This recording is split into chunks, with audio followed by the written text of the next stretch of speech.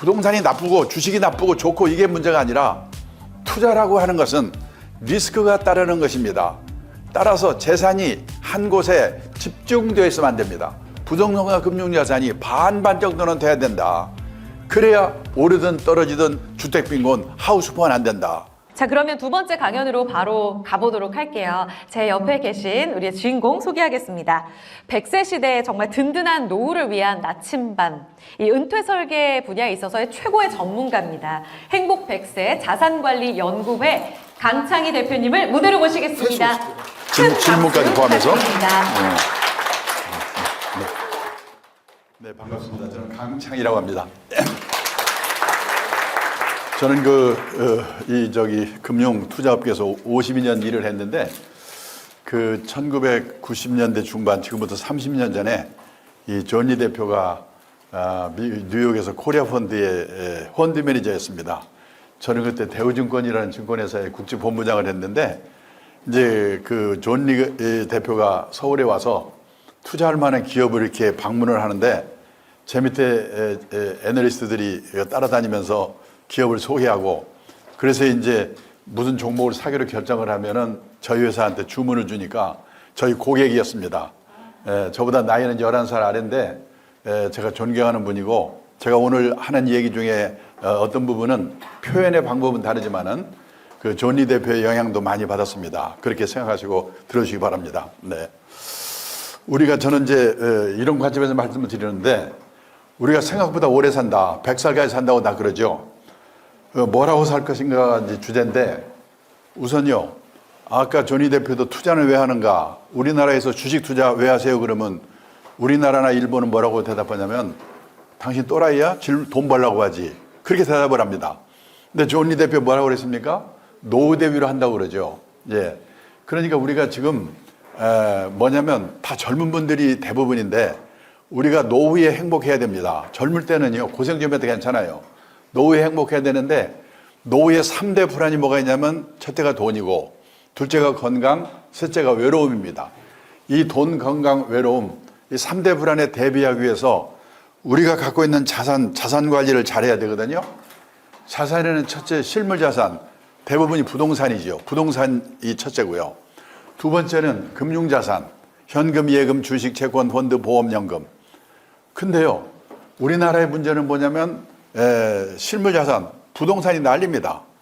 지금요, 인생에서 재산이 제일 많을 때가 50대인데요. 50대에 이 가구당 순자산을 보면 84%가 부동산이에요. 퇴직한 분들은 8, 90%가 부동산입니다. 집 한 채밖에 없거든요. 그게 지금 우리나라의 문제예요. 그리고 또 하나 중요한 거는 세 번째, 인적 자산, 자기 몸입니다. 저는요, 많은 분들이 이걸 간과하고 있는데, 인적 자산, 일을 해서 성공해야 되거든요. 저는 이 첫째, 둘째, 셋째 중에서 제가 젊을 때 우리보다 20년, 30년 고령사회에 앞서가는 일본에서 연수도 받고 또 근무도 좀 했어요. 거기서 보면서 일의 중요성에 대해서 제가 좀 일찍 간접 경험이라죠. 인직 경험을 하고, 나는 다른 것보다도 일에서 성공해야 되겠다. 그런 생각으로 했던 게 저한테는 큰 행운이었고, 저는 뭐 부동산 별로 없습니다. 주식도 별로 없습니다. 그래도 지금 금년에 78세인데 이런 일을 하고 있기 때문에 저는 행복하고, 그 다음에 저는 잘했다 생각을 해요. 그러니까 그런 관점에서도 한번 생각했으면 좋겠다. 자, 우선요, 부동산이 저는 나쁘다는 얘기는 절대 아닙니다. 오해하지 마십시오. 지금 난리 치고 있는데 함부로 말 잘못해서 뭐 강모가 집 팔으라고 그랬다 해서 팔아가지고 떨어지면 그 머니투데이에서 그 병신 같은 놈 왜 불러가지고 나를 집 팔게 했을까? 저 그런 제가 오릅니다 떨어집니다 이럴 능력도 없고 그런 말을 오늘 하려고 하는 건 아닙니다. 다만요, 한국은행에서 작년에 주요국의 물가, 구매력 평가 환율이라는 걸 기준으로 가구당 순자산을 계산해서 발표했는데, 우리나라는 62만 달러, 8억이 넘어요. 근데 일본이 52만 달러. 일본이 우리보다 몇십 년 앞서서 자본 축적을 시작한 나라고 일찍 선진국이 됐고, 연금도 몇십 년 우리보다 앞서서 도입한 나라인데 일본보다 우리가 부자래요.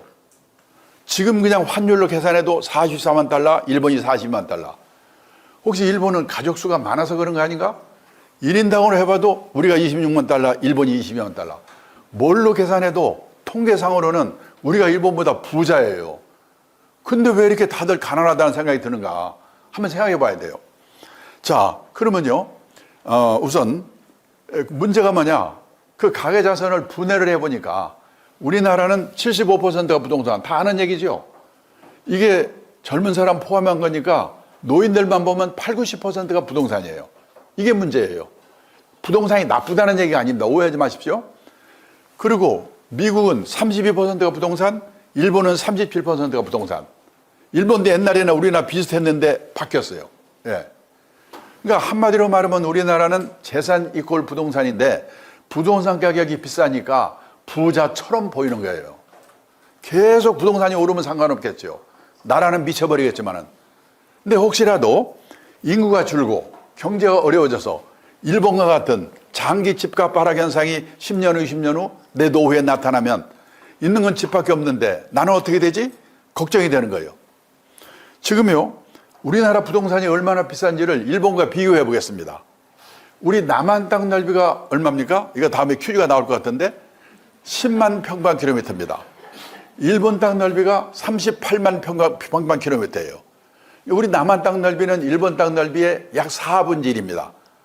그런데요, 재작년 가격으로 우리 남한 땅을 다 팔았다고 가정하면 주식 시가총액처럼 토지 시가총액이라는 게 있어요. 얼마냐? 일경 2093조 원이에요. 그런데요, 그때 일본 땅 넓이를 다 팔았다고 가정하면은 그걸 다시 우리 돈으로 환산해 보니까 그때 일본의 앵화가 약세였거든요. 일경 1593조. 그러니까 이때는 일본 땅 다 판 돈을 우리가 보다 훨씬 큰 거예요. 우리가 더 많은 거예요. 그리고 최근의 환율로 계산해 봐도 일경 2900조. 그러니까 환율에 따라서 우리가 좀 많았다가 일본이 많았다가 이 정도니까 그냥 같다고 보면 돼요. 땅 넓이는 4분의 1인데 땅값은 4분의 3이다. 이 말은 뭐냐? 땅값은 똑같다. 이 말은 뭐냐? 일본 평균 우리가 일본 땅값의 4배 비싸다는 얘기예요. 네. 그런데요, 제가 1980년대 후반에 일본이 부동산 버블로 난리 났을 때입니다. 일본 동경에서 근무를 하고 있었는데 들은 얘기예요. 그때 일본 땅을 다 팔면 우리 남한 땅 다 판 돈의 15배였어요. 그러니까 1980년대 후반에는 우리 남한 땅값의 일본 땅값의 15배였는데, 그러니까 우리 남한 땅이 일본 땅값의 15분의 1이었는데 지금은 똑같다. 15분의 15예요. 그 말은 지난 30년 동안 일본 집값 땅값은 왕창 떨어지고 우리나라 집값 땅값은 왕창 올랐다는 얘기예요. 자, 일본의 집값 땅값이 얼마나 떨어졌는지 보겠습니다. 일본의 3대 도시 도쿄, 오사카, 나고야의 택지 82년을 100으로 볼 때 9년 동안에 3배 올랐어요. 20년 동안에 3분의 1로 떨어졌어요. 옆으로 기다가 요즘 약간 오른대요. 이렇게 되니까 장기적으로 하락을 하니까 일본 사람들의 집에 대한 생각이 바뀌었어요. 우리처럼 집에 한이 맺혀 있잖아요. 집에 한이 맺혀 있잖아요. 근데 우리는 어떠냐? 내 돈이 하나도 없더라도 은행에서 빌려준다면, 아버지가 빌려준다면 영끌, 눈 감고 집 사거든요. 이게 지금 우리나라의 문제예요. 그래서 부동산 얘기를 지금 오래 할 수가 없으니까 내가 시간이 없으니까 다만 결론만 말씀드리면은 이 부동산이 나쁘고 주식이 나쁘고 좋고 이게 문제가 아니라 투자라고 하는 것은 리스크가 따르는 것입니다. 따라서 재산이 한 곳에 집중되어 있으면 안 됩니다. 갖고 계신 재산이 100% 부동산에 몰빵되어 있으시다면 몰빵되어 있죠 지금. 그 부동산이 오를 때 오를 망정 우선 10% 20%라도 금융자산을 가지세요. 그리고 나이가 들어가면서 금융자산의 비중을 높여가셔야 됩니다. 환갑 나이쯤 되면요, 선진국 수준까지는 못 가더라도 부동산과 금융자산이 반반 정도는 돼야 된다. 그래야 오르든 떨어지든 주택빈곤, 하우스폰은 안 된다. 그리고 옛날처럼 과도한 부채를 하고 집 사는 거는 언제 폭발할지 모르니까 조심해야 된다. 저는 이 말씀밖에 드릴 수가 없어요. 그게 이제 부동산과 금융자산 얘기고요. 그 다음에 또 하나 중요한 건 뭐냐면은 인생이 길어요. 100살까지 사니까. 여기 계신 분들도 이제 나중에 나이가 들어서 회사를 퇴직하게 됩니다. 그 후에 30년, 40년 뭐하고 살 건가? 근데 그 준비를 그때 가서 하는 게 아니라 지금부터 해야 된다는 거예요. 저는 그 간접 경험이라고 그러는데 제가요, 지금부터 한 50년 전에 일본에서 연수를 받으면서 그때 본 그 제 쇼크 때문에 그때 저는 결심을 한 게 뭐냐. 이제 나는 오래 살게 된다. 근데 뭔가 일을 해야 된다. 그래서 저는 그때요, 어떻게 하면 올해까지 일을 할 수 있을까? 그걸 목표로 세운 거가 제 인생에 큰 도움이 됐어요. 자, 그 얘기를 좀 하겠는데요. 작년에 잡코리아, 취업 컨설팅 업체 잡코리아가 발표한 자료를 보니까 우리나라 40세 이상 직장인이 체감하는 평균 퇴직 연령이 51.8세래요. 지금 제가 했던 미래에서도 작년 연말에 명퇴하고 난리였거든요. 40대 후반에. 자, 반올림에서요, 52세에 퇴직했다고 가정합니다. 그리고 83세까지만 산다고 가정하자. 지금 우리나라 남녀 평균 수명이 83.7세입니다. 근데 우리는 평균 수명에서 지금 내 나이 뺀 만큼 앞으로 더 살겠지, 이렇게 계산하시면 안 되죠. 5명 중에 1명의 살아남을 확률, 그걸 뭐라고 하냐면 20% 생존 확률 연령이라고 그래요. 그래서 노후 준비할 때는 20% 생존 확률 연령까지는 산다 생각하고 노후 준비를 해야 돼요. 그러면요, 1980년생, 금년에 만 45세, 이분들의 20% 생존 확률 연령이 제가 전문가 도움받아서 계산해 보니까 남자가 100살, 여자가 102살이에요. 그러니까 여기 계신 분들은 나는 일단 100살까지 산다, 이 생각하고 준비를 하셔야 돼요. 그 다음에 또 하나 지표가 될 수 있는 게 뭐냐면 이 가장 많이 돌아가시는 나이, 그걸 뭐라고 하냐면 최빈 사망 연령이라고 그래요. 최빈 사망 연령이 92세입니다. 그러니까 그 나이까지 산다고 생각하고 준비를 하는 거예요. 자, 그래도 평균 수명 83세까지만 산다고 가정해도 52세에서 83세까지 31년입니다. 이 31년만 해도 이게 어느 정도의 길인가? 지금요, 하루가 24시간입니다. 현역 시절에는 무지개 바쁘지요. 일해야지, 술 먹어야지, 연애도 해야지. 하루가요, 100시간 있으면 좋겠어요. 근데 퇴직을 하고 나면 이놈의 시간이 안 갑니다. 잠자는 시간, 밥 먹는 시간, 화장하는 시간 다 빼도 최소한 하루에 11시간 남아요. 곱하기 365일, 1년이지요. 곱하기 31년. 이게 바로 12만 4,465시간이에요. 그러면은 12만 4,465시간이면 이게 어느 정도 길인가? 지금 우리나라 직장인들이 1년에 회사 나와서 근무하는 시간 연평균 1,901시간입니다. 12만 4,465시간을 1,901시간을 나누면요, 약 65년이 돼요. 느낌상으로는 퇴직하고 31년만 해도 현역 시절에 65년에 해당한다. 100살까지 생각하면 말할 것도 없습니다. 우리는 초등학교 다닐 때 하도 많이 들은 말이 있죠. 인생은 짧고 예술은 길다. 아닙니다. 앞으로 인생도 무지하게 길고 예술도 길다. 그러고 대책을 세워야 된다는 거예요. 그래서요, 선진국에서는 노후에 대비하는 방법이 두 종류로 갈라진다는 거예요. 열심히 살았는데 유감스럽게 노후 생활비가 모자라는 사람, 그런 사람은 어떻게 살 건가? 제 생각에 우리나라는 유감스럽게도 모자라는 사람이 대부분 7, 80%라고 생각해요. 인생에서 재산이 제일 많을 때가요, 50대래요. 퇴직 직전. 근데 통계청 자료를 보니까 우리나라 50대 가구의 평균 총자산이 얼마냐? 6억 1,400이에요. 빚이 있습니다. 부채 차입금. 평균 1억 300. 빼면요, 5억 1,100. 이게 순자산 자기 자본입니다. 어느 생각하면 50대 후반에 재산이 5억 1,100 있으면 그럭저럭 먹고 살 수 있을 거 아닌가, 이렇게 생각하시겠죠? 근데 문제는 5억 1,100 중에서 부동산 대부분이 살고 있는 집값, 이게 4억 2,700이에요. 얼마 남아요? 8,400 남잖아요. 아니, 8,400 갖고 어떻게 30년, 40년 삽니까? 그러니까 주식 사서 튀겨볼까 했다 빵으로 만들거나, 코인 사가지고 튀기거나, 이렇게 생각하는 거예요. 그러면요, 선진국 같으면 죄송합니다. 뭡니까? 안 되죠? 그러면 이제 집을 팔아 살아야 돼요. 근데 그 집이 내 노후에 도움이 될까?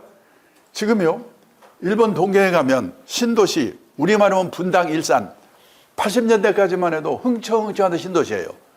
저녁에 가보면 불안도는 아파트가 많아요. 비어 있어가지고. 일본의 빈집이 849만 채, 2018년에. 재작년에 900만 채. 10년 후가 되면 일본 집 3채 중에 한 채가 빈집이 될 거래요. 도움이 안 돼요. 제 친구가요, 도쿄 수도권에 살고 있어요. 28평짜리 아파트에 살고 있습니다. 그 사람들은 우리처럼 집에다가 돈 처발내지 않거든요. 그 아파트를 1984년도에 우리 돈으로 계산해서요 1억 2천만 원에 샀어요. 그 쫙 올라가지고 일본 집값이 제일 비쌀 때가 언제냐? 1991년 3억 6천만 원 걸 줄 알았어요. 지금 거기 살고 있거든요. 가끔 전화해서 물어봐요. 야, 지금은 너희 집 얼마냐? 제가 작년 연말에 물어봤더니 한화로 우리 돈으로 3천만 원, 4천만 원에 팔릴지 말지 말아요. 팔아봤자 1년 생활비가 안 되는 거예요. 자, 그러면요 선진국 갔다 오면 재산은 없더라도 최소 생활비 정도는 연금을 받아 생활하거든요. 그러니까 뭐냐면, 근데 우리는 그렇게 연금으로 살 수 있는 사람이 누구냐? 학교 선생님, 공무원, 군인 출신 빼면 없거든요. 보통 사람이 있는 게 국민연금 하나 정도인데, 저도 놀랐는데요. 우리나라 65세 이상 고령자 중에서 국민연금을 65세 받는 나이가 돼가지고 받는 게 노령연금이라고 그러죠? 얼마냐? 몇십만 원도 받는 사람이 68%. 그리고 60만 원 미만이 월 평균 70%. 지금 국민연금 1인당 평균 수령이 얼마냐면 59만 원이에요. 껌값. 100만 원 이상 받는 사람은 좀 늘어서 13%래요. 그러면 퇴직연금? 지금요. 퇴직연금 적립된 금액을 가입자 수로 나눠보니까 1인당 평균 5,300만 원. 개인연금? 가입자도 많지 않지만 계좌 수로 나눠보니까 2,300만 원. 두 개 합쳐봤자 8천만 원 정도밖에 안 돼요. 그 어떻게 이걸로 연금을 시켜봤자 10만 원, 20만 원 될까 말까? 한꺼번에 받아봤자 2, 3년 지나면 다 없어져요. 그 남는 거 뭐냐? 달랑 집안채란 말이에요. 근데 그 집이 아까 말했죠. 내 노후에 도움이 될까? 우리나라도요, 빈집이 지금 얼마나 많냐면은 지난 여름에 조선일보에서 빈집 특집을 발표했는데 보니까 이 재작년 현재로 우리나라의 빈집이 153만 채가 비어 있대요. 미분양 아파트까지 포함돼가지고. 시골에 농가주택 비어 있는 거? 아닙니다. 대도시 한복판에도 빈집이 생겨요. 도청이 있던 자리가 도청이 딴 데로 옮겨가 버리면 빈집이 생겨요. 지금은 지방도시, 지난번에 지방도시를 가보니까 외곽에 신도시가 생겨요. 인구는 주는데. 그러면 구도심에든 젊은 애들이 글로 이사 가고 구도심에는 노인들만 남아있다가 돌아가시면 비는 거예요. 도움이 안 돼요. 근데 신문에 텔레비에서는 노후가 편하려면 10억 있어야 되느냐, 7억 있어야 되느냐. 저는 신문기자 만날 때마다 제발 좀 그런 것 좀 쓰지 마라. 우리나라 대부분이 그렇게 안 되는데 그런 기사를 보면 도움이 됩니까? 그냥 복통 터지고 초조하죠. 그래서 지금 온갖 사기 사건이 횡행합니다. 부동산 기획 사기, 책방에 가보면 재테크 광풍입니다. 2배를 튀기는 법, 3배를 튀기는 법. 최강원역 2배를 튀길 수 있으면 그 인생이 얼마나 간단하겠습니까? 그런 방법 없죠. 오직 하면요, 일본의 신문기자, 일본경제신문에 서울에 와서요, 특파원으로 4년 동안 근무하고 간 신문기자가 있는데 이 친구가 임기 마치고 자기 나라 돌아가면서 저보고 뭐라고 하냐면 한국에 와서 4년 동안 근무하면서 보니까 한국 사람들은 돈을 버는 방법, 그 사람을 자산 관리해서 입구 관리라고 표현했어요. 입구 관리에 대해서는 쌍부로 결심이다. 그런데 나이가 60이 돼서 번 돈이 모자란다? 그러면 그 사람은 부자 될 확률이 별로 없죠. 그러면 어떻게 되냐? 맞춰 사는 방법을 배워야 되죠. 또 운 좋게 부자가 됐다. 그러면 아름답게 쓰는 방법. 그 사람은 그걸 자산 관리해서 출구 관리라고 표현했어요. 한국 사람들은 입구 관리에 대해서는 무죄결심인데 출구 관리에 대해서는 집에서 가르치냐, 학교에서 가르치냐, 사회에서 가르치냐. 공부가 너무나 안 되어 있다. 이 자식 이러고 가는 거예요. 기분이 얼마나 아프겠습니까? 근데요, 일본 가도 미국 가도 열심히 살았는데 유감스럽게 노후 생활비 모자라는 사람? 거기도 많습니다. 어떡하냐? 할 수 없지. 나는 생활비 모자라니까 체면불구하고 이쪽 팔리는 거 감소하고 허지렛 일이라도 해가지고 한 푼이라도 벌 방법이 없을까? 일을 찾지요. 자, 제가요, 지난 몇 달 전에 일본의 친구한테 책을 한 권 받았어요. 문고판 책이에요. 제목이 뭐냐? 정년 후의 진실. 일본에서 지금 베스트셀러가 됐어요. 저는 이 책을 읽고 깜짝 놀랐어요. 저는 일본은 우리보다 몇십 년 앞서서 자본 축적을 시작한 나라지, 연금도 일찍 도입됐지, 일찍 선진국 됐지, 퇴직 후에 먹고 살 걱정이 전혀 없는 줄 알았어요. 아니에요. 거기 보니까 일본의 60세에서 80세까지 인구의, 노령 인구의 월 평균 소득이 25만 엔, 우리 돈으로 250만 원이에요. 그리고 한 달에 생활비가 30만 엔, 300만 원. 그래서요, 대부분의 가정에서 50만 원에서 100만 원은 생활비가 모자라요. 우리나 마찬가지예요. 그래서 뭐냐? 월 50만 원에서 100만 원은 일해서 벌 수밖에 없다. 다들 그렇게 생각하는 거예요. 그래서 일본의 70세 남성의 취업률이 46%예요. 46%. 절반이 일하고 있어요. 당연하다는 거예요. 그 뭔 일 하냐? 뭐 폼대하는 일도 있겠죠. 근데 제일 많은 게 뭐냐? 일본 아파트 관리인.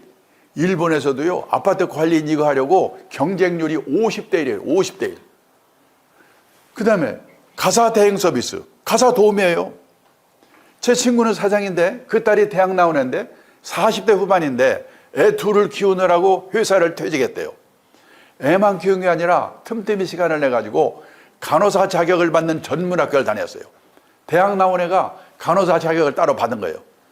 근데 지금 일본에는 우리도 곧 그렇게 될 것 같은데 방문 개호라 가지고, 개호는 우리말로 말하면 간병, 돌봄 이런 뜻이거든요. 경제력 있는 노인들이 혼자 아니면 둘이 사는 집에 가가지고 주사도 놔주고 건강 체크해주고 갓난한 집안일 도와주고 그러는 일의 수요가 폭발적으로 늘고 있어요. 그거에서 돈 벌고 있어요. 사장 딸이고 대학 나왔는데. 근데요, 또 하나 뭐냐, 이 간병인이 부족한 거예요. 지금 우리나라는 고령사회 그러지만요, 이 베이비붐 세대가 75세 이후, 그 후기 노령기라고 그래요. 75세 이후가 되면요, 난리가 나는 거예요. 우리 아직 그 전이에요. 저도 70대 후반이 돼 보니까 여기저기 아프기 시작해요. 돌봐줄 시설이 마땅치가 않아요. 돌봐줄 사람이 없어요. 지금 우리나라는 간병인의 40%, 50%가 중국 동포가 와서 도와주고 있거든요. 그 사람들이 먹고 살만하고 애도 안 낳고 안 오죠. 일본보다 더 난리일 거예요. 지금 일본은 그 사람이 없으니까 필리핀에서 데려오는데 말이 안 통해요. 개호 난민, 개호 대란. 이게 일본에 지금 큰 문제거든요. 그래가지고 요양시설에 가보면요, 앞에 붙어 있어요. 60대, 70대, 심지어 80대까지 건강한 시니어를 환영합니다. 와서 일하세요. 그렇게 붙어 있는 거예요. 노노 케어라고 그래요. 이런 일들이에요. 그러니까 그동안에 우리나라는요, 일도 없지만은 하고 싶어도 체면, 남의 눈 때문에 어려웠거든요. 근데 요 몇 년 전부터 우리나라도 무섭게 바뀌고 있어요. 제가 얼마 전에 택시를 타고 가는데 기사분이 60이 넘은 너물인데요, 외국 회사의 서울 사장을 했대요. 이분이 사장할 때는 기사 딸린 고급 승용차에 부인은 사모님 소리 듣고 폼 잡고 다녔어요. 근데 이분이 대단한 게요, 사장을 끝내자마자 목표로 세웠는데 나는 3년 이내에 개인 택시 받을 자격을 갖자. 그러려면 영업용 택시를 3년 무사고 운전해야 된대요. 그때 그분이 1년 8개월이 됐다고 하더라고요. 이런 분이 좀 들고 있어, 우리도. 제 직장의 후배 한 분은 여성인데요, 70이 넘었습니다. 요즘 가족이 아프면 요양보호사 자격을 따서 간병하면 돈을 받잖아요. 자기 어머니를 돌봤대요. 돌아가셨습니다. 누가 오더니 자격증 있지, 성실하지, 그러니까 다른 분을 좀 도와달라. 90 넘은 할머니를 도와드리고 있는데 마음이 맞아서 그런지 모르지만은 너무나 보람 있고 돈도 받고 좋다고요. 옛날 직장 동료 후배들에게 일일이 전화해가지고 빨리 그 저 자격증 따라고 권유하고 있어요. 돌고 돌아서 제 교육까지 들어왔으니까. 지금 우리나라도 그런 세상으로 가고 있거든요. 그렇게 살다 보니까 60이 돼서 먹고 살 걱정을 하게 됐다. 아까 보셨지만 우리나라는 그런 분이 20, 30%밖에 안 되는 것 같아요. 그러면 그분들은 퇴직도 했고 먹고 살 걱정도 없으니까 그냥 놀고 먹으면 되는가? 아닙니다. 특히 도시에 사는 사람일수록 퇴직하고 소일거리가 없어서 미쳐요. 요즘 서울 시내 인류 호텔에 헬스클럽 한번 가보면은 왕년에 장관, 차관, 사장했던 사람 다 모여 있어요. 거기서 오전 시간 때우고 오후에 커피숍에서. 얼마 전에 정부 고관에 있던 제 친구가 있는데 저녁 먹다 뭐라고 하냐면 자기네 아침에 잠에서 깨면 침대에서 내려오기 전에 오늘은 뭐 할까? 그 생각부터 해놓고 그때 내려온대요. 하루 이틀도 아니고 30년, 40년 살아보세요. 환장합니다. 환장합니다. 그래서요, 선진국에서는 퇴직하고 먹고 살 걱정하는 사람 뭐 하는가? 취미 활동 절반, 봉사 활동 절반이면서 약간의 용돈벌이 하는 일, 이런 일들을 다 한다는 거예요. 그 대표적인 게 여기 있는 NPO 활동입니다. NPO, 민간 비영리 조직. 우리나라 NGO가 많지요? 그건 비정부 기구의 뜻이에요. 시민단체. NGO도 넓은 의미의 N표에 포함이 돼요. 미국 가면요, 130만 개 정도의 N표가 있는데 그런 데 가서 퇴직하고도 보람있게 지역사회 개발, 노인들 돌봐주는 거, 애들 교육시키는 거 이런 일을 해요. 현역실 같으면 100을 받았을 텐데 한 30 내지 40 정도만 받아요. 먹고 살 걱정은 없는 사람들이니까. 그럼 60 내지 70은 사회공헌 활동, 요즘 유행하는 재능 기부지요. 그리고 30 내지 40은 용돈벌이. 아주 공짜는도 재미가 없으니까. 그래서요, 미국에서는 이 N표에서 일하는 사람도 다 취업 인구에 포함을 시킨대요. 몇 년 전 통계를 보니까 미국 전체 취업 인구의 10% 정도가 이 N표에서 일하는 사람들이에요. 지금 일본도 막 이렇게 늘어나고 있어요. 우리도 그런 세상으로 지금 가고 있거든요. 나는 뭘 가지고 해볼까? 그거를 젊을 때부터 미리미리 생각해보고 한번 준비를 하면, 자, 우리가 인생을 살아가면서 정년을 3번 맞이한다고 그러거든요. 첫 번째가 고용정년. 보통 회사 55세? 근데 아직도 몸이 쌩쌩해. 그래서 뭔가 사회공헌 활동이라도 취미 활동이라도 허드렛 일이라도 자기가 정해서 하는 일의 정년이 있어요. 그리고 마지막으로 하나님이 불러가는 정년, 인생 정년이죠. 고용 정년, 일의 정년, 인생 정년. 이 3번의 정년을 어떻게 맞이할 것인가. 우리가 아까 제가 앞에서 말씀드렸죠. 노후의 3대 불안, 돈, 건강, 외로움. 이 3대 불안을 해소하는 최선의 방법이 돈이 되는 일이든 사회공헌 활동이든 취미 활동이든 교만 활동이든 소일거리가 있어야 된다. 그래서 여기까지 결론은 가장 확실한 노후 대비는 재테크가 아니고 평생 현역이다. 돈 있으면 있는 대로 없으면 없는 대로. 제가 어느 강의장에서 이 말을 끝냈더니요, 한 남자분이 벌떡 일어나더니 아니 왜 남자들한테만 일하라고 난립니까? 점심때 시내 음식점에 한번 가보세요. 맛있는 거 여자들이 다 먹고 있고 헬스클럽 한번 가보세요. 땀 뻘뻘 누는 건 여자들인데 왜 남자들한테만 자기 마누라 자기가 얘기해 제가 어떡하라는 거예요. 그래서요, 여성분들 생각해 보셔야 돼요. 긴 후반 인생이 부부가 화목하기 위해서는 남편분이 돈이 되든 안 되든 소일거리를 갖도록 도와줘야 되거든요. 아까 외국회사 사장했다는 그분이 마지막에 서글픈 얘기를 하더라고요. 자기가 그런 일 하니까 주위 사람들이 너 참 대단하다. 칭송이 자장한데 정작 자기 부인, 자기 딸이 동네 창피가 그런 건다고. 자기 인생을 헛살았다고 서글프다고 하더라고요. 가족이 도와주지 않고는 어렵거든요. 또 남자분들은 고생하다가 꼴보시 놈 참아가면서 일하다가 퇴직해서 집에 갔더니 요즘 온갖 조롱거리에 대상이 되고 있잖아요. 삼식이 같고 영식이 같고 그런 말 들으면 뿔따고 나죠. 우울증 걸립니다. 근데 그것도 생각을 하나만 바꾸면 되는 게 뭐냐면 다들 내 마누라만 나한테 야속한 것 같죠? 내 마누라만 그런 게 아니라 대한민국 마누라가 다 똑같다. 대한민국 마누라만 그런 게 아니라 세계 마누라가 다 똑같다. 그러면 대책을 내가 세워야 돼요. 그 증거를 하나 보여드리겠습니다. 일본의 오가와 유리라고 은퇴 전문가가 있는데요. 한 달에 한 번씩 에세이 글을 보내오는데 얼마 전에 보내온 에세이의 제목이 뭐냐. 일본에서 은퇴 남편 인기 1번. 어떤 남자가 퇴직하고도 인기가 짱인가. 요리 잘하는 남편, 건강한 남편, 싹싹한 남편, 집안일 잘 도와주는 남편. 그 안에 답이 없어요. 낮에는 집에 없는 남편이래요. 다 똑같대요. 근데 우리나라는 약관이에요. 이웃나라 일본은 더 난리예요. 많은 사람들이 요리는 중국 요리가 최고 맛있고 마누라는 싹싹한 일본 마누라가 최고라고 그러잖아요. 천만의 말씀입니다. 지금 일본의 가정주부들이 이상하네. 가정주부들이 남편이 퇴직하고 집에 있으니까 남편 재택 스트레스 증후군이라는 게 생겼어요. 증서가 뭐냐? 우울증, 고혈압, 천식, 공황장애, 암공포증, 십이지환계양, 키트 드릴 거, 주방에서 홀짝홀짝 마시는 거. 우리나라는 여기까지는 안 갔잖아요. 그러면 왜 우리나라와 일본에서는 남편이 퇴직하고 집에 있으면 부인들이 이렇게 스트레스를 받냐? 우리나라와 일본은 남편이 현역으로 있는 동안은 남편의 세계와 아내의 세계가 분단된 세계에 살고 있는 거예요. 따로따로 30년, 40년 놀다가 만나니까 이놈이 헷갈리는 거예요.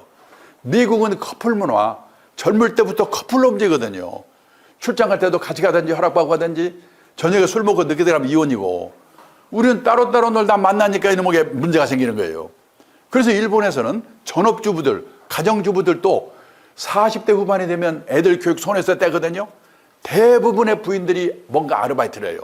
슈퍼에서 간단한 물건 정리한다든지 남편은 남편대로 낮 시간 동안만은 이 자기만의 시간을 갖기 때문에 부부의 갈등이 해소가 되는 거예요. 우리가요, 노후에 이 빈곤에 빠지는 파산하는 리스크가 5가지가 있어요. 첫째, 준비 없이 은퇴 창업했다가 실패하는 리스크예요.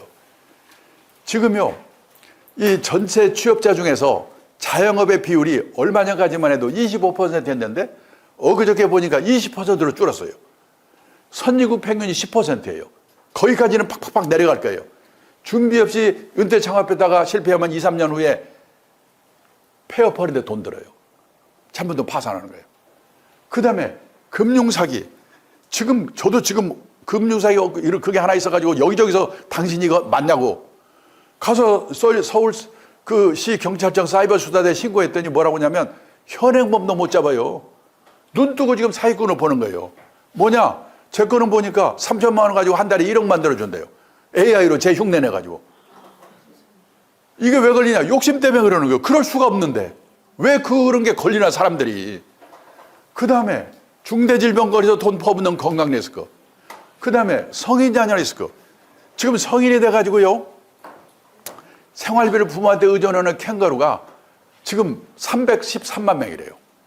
그러면 이 캥거루의 노후는, 캥거루의 부모의 노후는, 그리고 황혼년 리스크. 황혼년하게 되면 재산을 기본적으로 반으로 나누거든요. 잘못하면 파산하는 거예요. 근데 보면요, 보면 1970년대만 해도 연평균 이혼 건수가 15,000건 정도였는데 이게 2023년에는 92,000건. 옛날에 우리 어머니 세대들은 결혼해서 실망을 하면 팔자라고 생각해가지고 희망을 버렸는데 지금 여성들은 결혼해서 실망을 하면 남편을 버린대요. 근데 옛날에는 결혼해서 4년 이내에 아이고 실수했구나, 신혼이혼의 비율이 높았거든요. 근데 2023년에는 결혼해서 20년 이상 된 중년 황혼이혼의 비율이요, 1990년도만 해도 전체 이혼 건수의 5%밖에 안 됐는데 2023년에는 36%. 일본에서 나리다 이혼 그냥 황혼이혼 난리 나서 대국인 줄 알았어. 황혼이혼 아니에요. 이혼율 자체가 일본보다 우리가 높아. 아시아에서 1등. 그리고요, 일본은 그렇게 난리를 쳤는데 전체 이혼 건수의 중년 황혼이혼의 비율이 21%가 23%로 늘어났다고 신문에 대문짝만 해놨는데 우리는 36%. 물론 젊은 사람들이 결혼 안 하고 이혼도 줄어들어서 부풀린 게 있어요. 근데 절대적으로 건수가 늘어난 거예요. 근데 이혼 사유를 들어보면 옛날에는요, 1번 배우자의 외도, 2번 성격 차이, 3번 돈 문제였거든요. 요즘 하나 추가된 게 뭐냐? 퇴직한 남편이 집에서 얼쩡거리는데 스트레스 받아서 이혼한대요. 그게 말입니까? 근데 현실이에요. 부부 화목을 위해서도 남편은 남편대로, 아내는 아내대로 소일거리가 있어야 돼요. 그 다음에 또 하나요. 저도 70대 후반이 돼 보니까 이 친구들 먹고 사는 문제는 그럭저럭 해결이 되는데 힘든 게 뭐냐? 갈 데가 없는 거. 지난번 특히 코로나 때 역할이 없는 거 너무나 공허한 거예요. 티베트의 종교 지도자 달라이라마가 했다는 얘기인데요. 자신이 다른 사람들에게 쓸모 있는 존재가 아니라고 생각하는 노인은 자신이 남에게 유용한 존재라고 느낀 노인보다 일찍 숨질 가능성이 3배 가까이 높게 나왔다. 부유한 나라에서 고통과 분노의 정도가 더 심한 건 물질적 부가 부족해서가 아니다. 내가 남에게 필요한 존재라는 느낌이나 내가 사회와 함께하고 있다는 느낌을 더 이상 갖지 못하기 때문에 불행해지는 것이다. 고위층까지 올라간 제 선배가 퇴직하더니 뭐라고 하냐면 자기는 퇴직하고 나니까 쓸모없는 인간이 돈가서 서글프대요. 근데 쓸모있는 인간을 누가 만들어주는 게 아니거든. 지가 만들어야지. 근데 왕년에 높은 자리에 있던 사람, 왕년이 끝발이던 사람일수록 이게 안 돼요. 얼마 전에 공무원 연공단에서 퇴직하신 공무원분들 대상으로 퇴직 수기를 공모했는데 우연히 제가 심사위원 하게 됐어요. 105분의 수기 읽었는데 깜짝 놀랐어요. 저는 공무원들은 60까지 보장되지, 연금도 300만 원에서 다 나온대지 아무 걱정 없는 줄 알았거든요. 아니에요. 제가 읽은 수기의 90% 정도가 나와보니까 절벽이 되래요. 제일 미치는 게 뭐냐면 갈 데가 없는 거. 한 번만 소개하면요, 통계지역 공무원에서 지방사무소 소장까지 한 분인데 고급 공무원이에요. 이분은 퇴직했지, 연금도 있지, 신나게 놀아봤대요. 3개월 놀았더니 미치겠더래요. 아침에 일어나면 마누라 눈치가 보이는데 저놈의 인간은 오늘 또 안 나가나? 놀래가지고 동네 도서관에 갔더니요, 신문 한 장 보려고 쟁탈전이 벌어지는 거예요. 아이고 꼴 보시러 취직해야지. 그래서 원서 여기 돌렸는데 준비가 안 돼가지고 면접 보러 간 데도 없어요. 근데 어느 한 군데서 면접 보러 오라고 연락이 왔더래요. 놀라서 봤더니 요즘 많이 생기고 있어요. 주간 노인 보호센터. 일본도 우리나라도 젊은 노인이 나이 든 노인 도와주는 큰 일거리거든요. 이분이 하루에 5시간 6시간 일하는데 자동차로 노인 센터로 모셔다가 같이 돌봐주고 놀아주는 거예요. 장기도 주고 노래도 부르고. 이분이 싹싹한가 봐요. 또 시골에 노모가 혼자 계신데 혼자 계신 노모를 생각해서 내가 이분들한테 잘해줘야지. 인기가 짱이야. 그 요즘요 주간 노인 보호센터가 여기저기 생기면서 노인들이 삐치면 다른 데로 가버린대요. 돈이 안 되잖아요. 근데 이 센터는 그분 때문에 딴 데도 온대요. 유명인사가 됐어요. 그래서 한 달에 월급 얼마 받냐? 월급을 70만 원 받고 집에서 내준 건강보험료 30만 원을 회사가 내주니까 100만 원 벌어다 주고 집이 없으니까 그 수기에 마지막에 뭐라고 써있냐? 그렇게 무섭던 마누라가 천사로 바뀌었다. 남자분들은 갈 데가 있어야 돼요. 여기까지 말씀드리면 그래요. 아니 일을 하고 싶어도 일이 없잖아. 일만 줘봐. 맞아요. 청년 실업이 넘치죠. 직업이 사라지는 시대. 2033년이 되면 현재 있는 직업의 47%가 사라진대요. 근데 무슨 일이 있어? 그래서 퇴직하고 나서 일하는 게 뭐냐? 젊은 사람이 할 수 없는 일이거나 할 수 있다고 하더라도 하려고 하지 않는 일을 할 수밖에 없는 거예요. 가능하면 할 수 없는 일을 해야 되니까 그게 바람직한데 그러기 위해서는 젊은 시절부터 미리미리 내가 하고 있는 일 연관시켜서 남과 차별화된 일을 뭘 해볼까? 그걸 젊을 때부터 생각하면 지금 일도 잘하게 되고 그 미래 일도 준비가 되는 거예요. 그런데요, 지금 4차 산업혁명 뭐라고 말하고 그래도 결국 사람이에요. 문제는 미래가 안전하게 보장이 안 돼 있기 때문에 사라지고 생기고 그래요. 그래서 내가 있던 회사가 사라지면 내 능력을 가지고 딴 데 가서 뭘 찾을 수 있는 그런 능력. 과외 공부 시켜서 애들 로봇도 만들어버리면 돈도 나가지만은 애들한테 그런 생각을 키워줄 수가 없는 거거든요. 자, 그런 의미에서요. 지금 우리나라에 생각지도 않은 일들이 많이 생겨요. 창직의 시대다. 우리나라 직업의 수가 2020년에 17,000개였는데 그때 일본이 25,000개, 미국 36,000개. 생각지도 않은 일들이 생겨요. 아이패드 화가, 반려동물 장의사, 인터넷 장의사. 저 인터넷 장의사가 뭔가 했더니 과거 흔적 지워주는 거래요. 정리 컨설턴트. 저는요 52년 전에 이 업계에 들어올 때 52년 후에 노후 설계 강의를 한다는 건 꿈에도 생각 안 했어요. 왜 이 일을 하게 됐냐? 제가 2000년 초에 자산운용사, 펀드 운영하는 회사의 대표를 하고 있는데 그걸 하면서 가만히 보니까 이 자산운용업이 성공하기 위해서는 운용만 잘해야 되는 게 아니라 투자자들이 단기 시황에 쫓겨가지고 샀다 팔았다 하면 안 되는구나. 지금 우리나라 20대 남성 주식 투자자가 1년에 몇 번을 샀다 팔았는지 아십니까? 68번을 샀다 팔았다 그래요. 세계적인 자산운용사들이 1년에 몇 번 사고 파냐? 2년이나 3년에 한 번씩 사고 판대요. 우리는 1년에 68번. 그러면요, 꿈에도 나타나요. 이러다가도 그 생각해야 돼요. 회사 잘려요. 직장인은 회사에서 하는 일이 얼마나 엄청난 금융자산인 걸 알아야 돼요. 일에서는 월급 나오죠. 보너스 나오죠. 퇴직금 나오죠. 직장인은 일에서 성공해야 돼요. 가장 큰 투자 엔진은 자신의 직업이다. 그리고요, 68번을 샀다 팔았다면 어쩌다 한번 맞출 수 있지. 그걸 계속 맞출 수가 있습니까?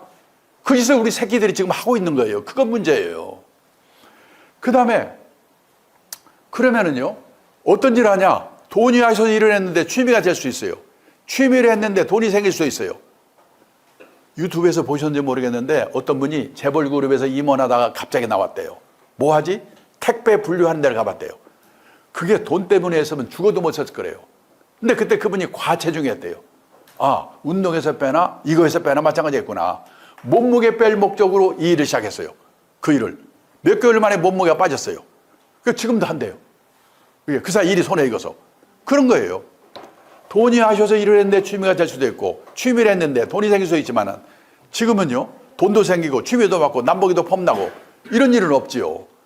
그래서 학교 다닐 때는 선생님 말씀 잘 들어야 되고, 회사 다닐 때는 회사의 방침을 잘 따라야 되는데, 후반 인생은, 남의 눈을 의식하지 않고, 우리가 남의 눈 때문에 미치는 거거든요. 내가 가고자 하는 방향이 옳은 방향이라는 소진이 필요하다. 후반 인생은 자기 만족을 추구하는 시기다. 그리고요, 또 하나 중요한 건 뭐냐? 지금 우리가 아까 말했지만 세계에서 자식한테 돈을 가장 많이 퍼붓는 나라거든요. 작년 대졸 취업률이 70%인데 군대 가나 대학원에서 빼면요 60%대요. 일본은 지방대 포함해서 98%. 왜? 젊은 사람이 부족하니까. 우리도 10년쯤 지나면 그렇게 될 거예요. 또 지방에서 졸업하면 지방에서 취업하는 게 당연한 거예요. 근데 우리는 다 서울로 올라오잖아요. 이런 문제. 그 다음에 고성장 시대에는 신규 채용이 많았기 때문에 이 과육 공부해서 좋은 대학 들어가서 취직하면 됐거든요. 저성장 시대에는요 신규 채용이 별로 없어요. 벌써 전체 채용 건수 중에서 정기 공채, 신규 공채가 50% 줄었는데 또 5년 만에 23% 줄었어요. 안 뽑아요. 이럴 때는 어떻게 되냐? 중소기업 같은 데 들어가가지고 몇 번 이직하면서 좋은 회사로 옮겨가야 돼요. 옮겨갈 때 거기서 날 뭘로 뽑냐? 학벌, 스펙? 아니에요. 이 친구가 우리가 시키려고 하는 일을 잘하는가 못하는가? 전문성을 보는 거예요. 근데 평판, 인간성이 돼 있는가? 요즘 대기업 인사 담당자들이 자기들끼리 모여서 그런데요. 속지 말자 학벌, 다시 보자 스펙. 얼마나 속았으면 모르겠어요. 자, 그래서 돈 들여서 변호사가 됐다? 어렵대요. 왜? 우리나라 변호사 1번 등록이 1906년에 나왔어요. 만번대 등록이 2006년에 나왔어요. 변호사가 10,000명으로 늘어나는데 100년이 걸렸어요. 그때 변호사는 끝내줬죠. 귀하니까. 근데 지금 변호사가 또 10,000명 늘어나는데 8년, 또 10,000명 늘어나는데 5년. 지금 34,000명, 5,000명. 일이 없어서 세무사, 법무사 일 뺏는다고 난리잖아요. 지금요, 의대 정원 늘리는 문제 때문에 난리쳤죠? 종당에는 늘려요. 근데 초등학교에 의대반이 생겨요. 걔네들이 의사 됐을 때 안전한 직업일까? 생각해 보셔야 돼요.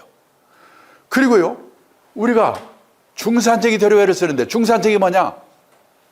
우리나라 중산층 다 남의 눈에 보이는 거. 아파트 30평 이상. 아파트의 평수가 신분의 상징이거든요. 근데 미국, 일본 선진국에서는 작은 집 갖기 운동, 스몰 하우스 운동이 벌어지고 있어요. 자동차 2,000cc 이상, 신분의 상징이죠. 선진국에서는 갑자기 큰 차 타면 둘 중에 하나, 깡패 아니면 졸부래요. 미국의 중산층? 그 사람이 내면으로 성숙된 사람인가? 자신의 주장에 떳떳할 것, 회어 분례를 할 것, 사회적 약자를 도울 것, 부정과 불법에 저항하는 용기가 있을 것, 그리고 정기적으로 비평등한 정도 받아올 것. 이 기준에 의하면 우리나라의 중산층이 몇 명이나 있겠는가? 그 다음에요, 우리가 애들에게 영어 수학 말고 가르친 게 있는가? 돈 관리를 가르쳤는가? 경제적 자립을 가르쳤는가? 근데 막말로 영어 수학은 못해도 밥 먹고 살거든요. 근데 돈 관리, 경제적 자립 이거 모르면 평생 고생하거든요. 제가 얼마 전에 책을 쓰면서 조사해 봤는데 미국의 고등학교 교과서에는 이 돈 관리, 경제적 자립 이 내용이 40몇 페이지 나와요. 우리는 몇 페이지 되지도 않는데 선택을 안 해. 수능에서 경제 선택해가 1.5%. 배우질 않으니까 대학을 졸업해도 저축이라는 말과 투자라는 말이 어떻게 다른지 이것도 몰라요. 미국에서는 중학교만 제대로 나오면 안다는데. 자, 그래서요, 우리도 부모도 자식도 제대로 된 자립교육을 받는데 자립에는 세 가지가 있습니다.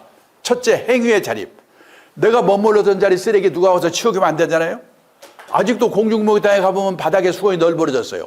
어떤 사람이 자기가 치울 거 안 치워서 그런 거거든요. 회사에서도 누가 먼저 하면 못 믿어.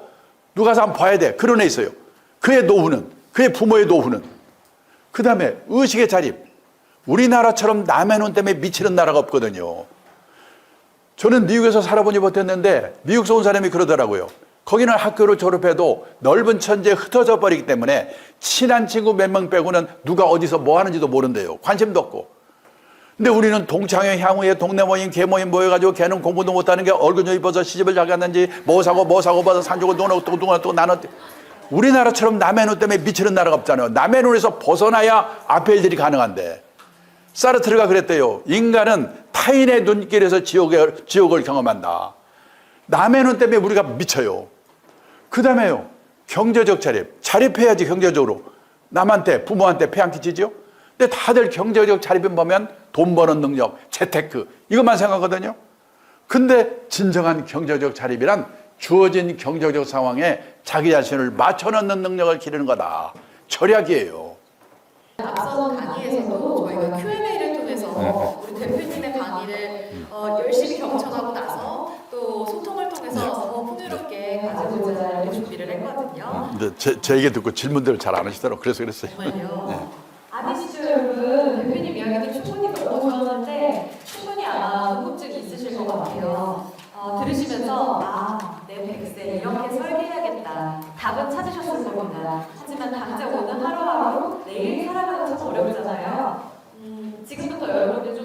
비슷하게 이런 건 어떡하지? 그러면 이런 고민도 해보셨을까? 우리 인생 선배이시자 은퇴설계의 이제 최고 권위자신 강창희 대표님께 질문 받아보면서 더 이야기를 나눠보겠습니다. 네. 두 번째 줄에 계신 장창호께 마이크 전달하겠습니다. 네, 강의 잘 들었습니다. 감사합니다. 이거는 제 질문이라기보다 저희 어머니가 내년에 퇴직하셔서 좀 여쭤보고 싶다고 해서 네. 그러니까 퇴직금을 받으시면은 그러니까 세 가지 옵션이 있거든요. 그러니까 한 번에 받아서 어떻게 그런 투자를 할까 고민하시는 게 아니면은 이자 4.76%로 10년간 하면서 매월 156만 원씩 받을까 아니면은 5년 동안 매월 286만 원 이렇게 질문하셨는데 어떤 방향으로 좀 가는 게 약간 질문하셨거든요. 네, 가끔 이제 퇴직 예정자분들 대상으로 강의를 하게 되면은 2억 원의 퇴직금을 받는데 어떻게 주식을 사서 튀겨가지고 노후자금 마련할 수 없을까요? 이런 질문이 많아요. 그거 튀기려다가 날리면 큰일 나거든요. 그래서 뭐라고 저는 대답하냐면 인생 단계별로 자산관리 전략이 3단계로 나눠지는데요. 1단계가 뭐냐면 현역 시절이에요. 그러니까 현역이니까 젊고 월급이 있지요. 그래서요, 그때는 공격적으로 해도 돼요. 주식도 하고 주식형 펀드도 하고, 다만 장기 투자, 분산 투자의 원칙을 잘 지키면 돼요. 근데 이제 조심할 거는 퇴직하고 나서인데 어머님처럼 월급이 없죠. 그러면 어떻게 되냐?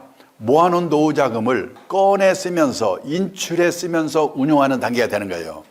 근데 제가 세계 평균을 조사해 보니까 모아놓은 노후 자금의 연 4% 이내에서 꺼내 쓰세요 그러더라고요. 1억을 모았으면 한 1년에 400만 원씩 꺼내 쓰라는 거예요. 그래야지 30년 40년 꺼내 쓰니까. 그리고 남은 돈은 정기예금 금리 플러스 알파. 그러니까는 지금 정기예금 금리가 2.5% 정도니까 뭐 3%, 4%좀 욕심내더라도 5% 정도의 목표 수익률로 보수적으로 하라는 거예요. 그러면 어떻게 해야 되느냐? 펀드로 말하면 이 채권도 좀 많이 포함되어 있는 혼합형 펀드, 또 주식을 직접 하고 싶으면 갖고 있는 금융자산에 자기 나이 뺀 만큼, 지금 그러니까 이제 60이 되셨으면 한 40% 이내에서 주식 투자를 사고 팔고를 하시고 나머지 60%는 좀 이렇게 안정적인 그런 금융상품에 넣어야 된다. 욕심을 좀 줄이고. 그리고 더 중요한 건 뭐냐면 2단계에서는요. 가능하면 모아놓은 노후 자금을 안 꺼내 쓰는 노력, 덜 꺼내 쓰는 노력을 해야 돼요. 왜? 나중에 더 후기 노력으로 거기에 많이 옮겨놔야 되니까. 그러려면 안 꺼내 쓰려면 덜 꺼내 쓰려면 제일 중요한 게 연금 수입이에요. 그래서 젊을 때 연금을 많이 들어둬야 돼요. 저는 제 아내하고 저하고 합쳐서 180만 원 정도 받거든요. 그만큼 안 꺼내 쓸 수 있죠. 연금 소득. 두 번째는 절약이에요. 퇴직하면 현역 시절에 60 내지 70% 정도로 생활비를 줄이라고 그러거든요. 집을 줄이거나 지방으로 이사하거나. 그래서 50만 원 줄여, 100만 원 줄여. 절약이에요. 그리고 세 번째는 뭐든지 뭔가 일을 해서 50만 원 벌어, 100만 원 벌어, 근로소득. 그래서 2단계에서 중요한 거는 이 연금소득, 그 다음에 절약, 근로소득으로 가능하면 안 꺼내 쓰는 노력, 덜 꺼내 쓰는 노력을 해야 돼요. 그러면 3단계는 언제 시작이 되냐? 80대 초중반에 시작이 돼요. 사람마다 다른데 판단력도 흐려져요. 그러면 그때는요, 욕심 버리고 이 공격적이 아닌 좀 안정적인 그런 상품에 단기 금융 상품이나 예금이나 이런 데 넣어놓고 아껴서 꺼내 쓰다가 이 세상을 떠나는 거예요. 목표가 뭐냐? 내가 죽기 전에 내 노후 자금이 바닥나면 안 돼요. 예. 그런 관점에서 지금 말씀하시는 그 상품들이 뭐가 맞는가, 그걸 하시는 게 좋을 거라, 이렇게 생각이 됩니다. 네, 맨 뒤에 계신 여성분께 마이크 전달 가능할까요? 오른편 맨 뒤줄. 네, 마이크 전달합니다. 잠시 기다려주세요. 예, 감사합니다. 중반이고요. 네? 사실 부동산의 비중이 많이 큰 편이어가지고 그 비중 조절 좀 어떻게 하면 좋을지. 죄송합니다. 뭐에 부동산 얘기를 많이 하셨는데요. 예. 부동산 비중 조절 좀 어떻게 하면 좋을지. 그러니까 아까 말씀드렸는데요. 부동산의 비중이 환갑 나이쯤 되면은 부동산과 금융자산의 비중이 반반 정도는 되게 해야 된다. 그런 노력을 해야 된다. 그래야지 오르든 떨어지든 주택빈곤, 하우스폰 안 된다. 그리고 뭡니까? 과도하게 부채를 안고 집을 산 게 아닌가. 그걸 조심해야 된다. 그럼 어떤 분이 그래요. 저는 5억짜리 아파트 한 채밖에 없는데 구조조정을 반 쪼갤 수도 없고 어떡하죠? 그런 분은 5억짜리를 맡겨놓고 주택연금을 받으면 65세부터 120만 원씩 받고, 그리고 세상 떠날 때 남으면 자식한테 주고 모자라면 이제 그만이에요. 그리고 떠날 때 주기로 약속하고 파는 거니까 구조조정이 된 거죠. 5대5의 구조조정이. 그런 식의 노력을 하실 수밖에 없다. 그렇게 말씀드릴 수 있겠습니다. 답변이 되셨을까요? 네. 정말 다양한 연령층대에서 질문이 나오는 것 같아요. 한 번만 더 받아볼 수 있을까요? 생각보다 부동산 비중을 많이 갖고 계신 것 같아요. 지금 질문해 주시는 분들 보면 미래의 부동산 자산 혹은 지금의 부동산 자산. 근데 여기서 조금 전 이 포트폴리오 자산 배분이 제일 중요하다 이런 말씀을 하셨기 때문에 궁금증이 여기서 추가적으로 있으셔도 답변 더 들을 수 있을 것 같습니다. 죄송합니다. 하도 공자 말씀만 해가지고 질문. 답변을 이미 강의에서 네. 완벽하게 받아주셔서 사실 더 들을 얘기가 없다라고도 저는 생각이 듭니다. 네. 지금 뭐 촉박해서 마무리를 다 못하셨다 이런 말씀도 하셨는데 강창희 대표님 어떠세요? 네. 지금 이 시간 이 자리를 떠나실 그리고 오늘 포커스를 딱 끝마치고 가서 100세 은퇴 설계 이것 하나만은 기억하고 가면 성공이다. 뭐가 제가 있을까요? 저기 부동산에 대해서 무슨 파세요, 사세요 이런 말을 한 건 아니고요. 우리는 그러니까 뭐냐, 돈을 벌어서 전부 집에다가 퍼부어놓은 거가 지금 문제예요. 사실은 이 번 돈을 그 아까 존리 사장 얘기한 것처럼 주식이라든지 이런 데 많이 들어가 있어야 되는데 부동산에 들어가 있는데 부동산은 그거는 어떻게 현금화할 수가 없잖아요. 그게 지금 큰 문제고, 뭐가 문제냐면 아까 일본과 우리나라처럼 농경 문화를 가진 나라, 정착해 사는 나라 사람들은 유목민국가나 해양국가처럼 이동을 전제라고 사는 사람과 달리 내 집 내 땅에 대한 집착이 엄청나게 강한 거예요. 그게 신분의 상징이고 원래 그런 나라예요. 일본도 우리나라도. 근데 일본은 그랬는데 집값 땅값은 떨어지고 애들은 줄고 노인만 남고 경제는 어려워지고, 그러니까 집 없으면 어때? 빌려 살면 되는 거지? 이렇게 바뀌더라고요. 그런 바뀌는 일이 언제쯤 나타날 건가? 그게 지금 예측할 수가 없어요. 그게 나타날 때 내가 노후에 당하게 되면 집밖에 없는 사람은 그게 문제가 되는 거죠. 근데 또 하나는 일본도 우리나라도 베이비붐 세대가 왕창 태어나가지고 집을 사면서 집값을 올렸어요. 근데 일본은 베이비붐 세대의 내 집 마련이 끝났어요. 우리 아직 안 끝났어요. 또 그러고요. 인구 대비로 볼 때 베이비붐의 기간, 출산율, 이게 우리가 일본의 거의 2배쯤 돼요. 근데 끝나면 쇼크가 더 클 거예요.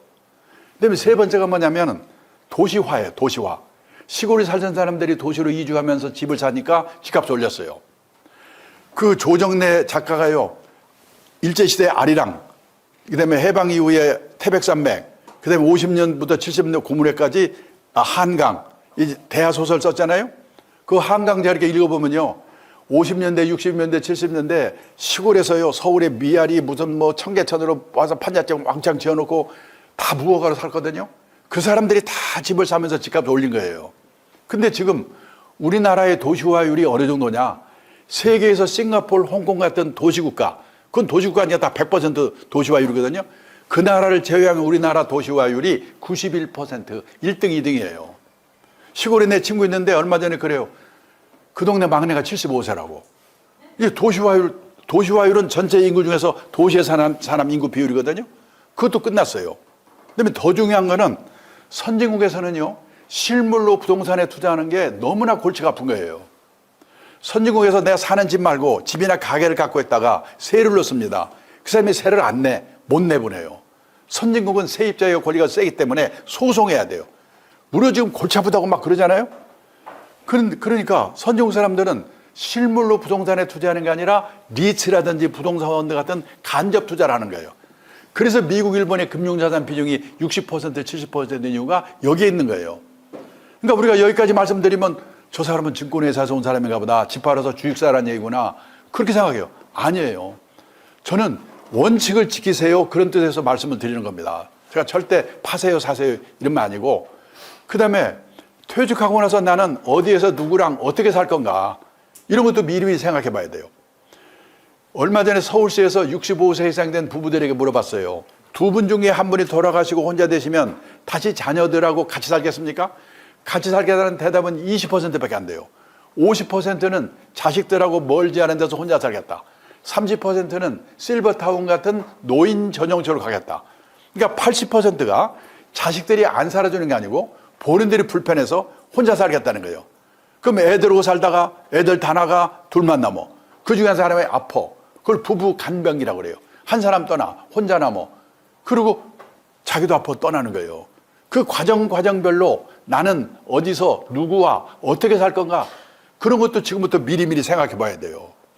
예, 그런 것들을 말씀드리는 거지, 금년 가을에 내년 봄에 집값이 어떻게 됩니다, 이런 말을 제가 말씀드리는 게 아닙니다. 오해하지 마십시오. 자, 끝내겠습니다. 감사합니다.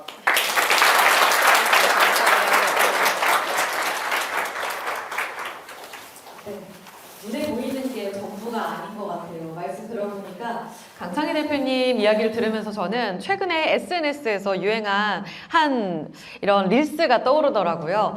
90세, 100세. 아까 이 어느 정도 연령대를 우리가 살 것인가 이렇게 통계도 다 내주셨잖아요.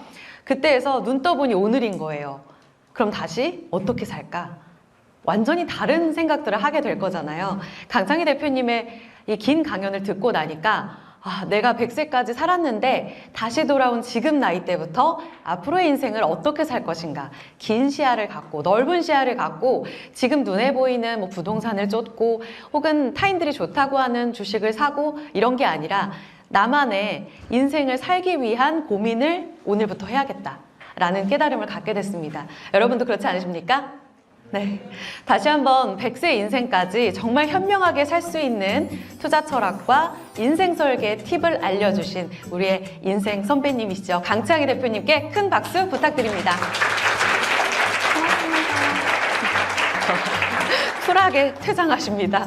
자, 그러면 10분 동안 저희 또 휴식 시간 갖고요. 잠시 후 또 퀴즈 시간도 가질 거니까요. 개인정비 시간 잘 보내시고 잠시 후에 저희 또 만나 뵙도록 하겠습니다.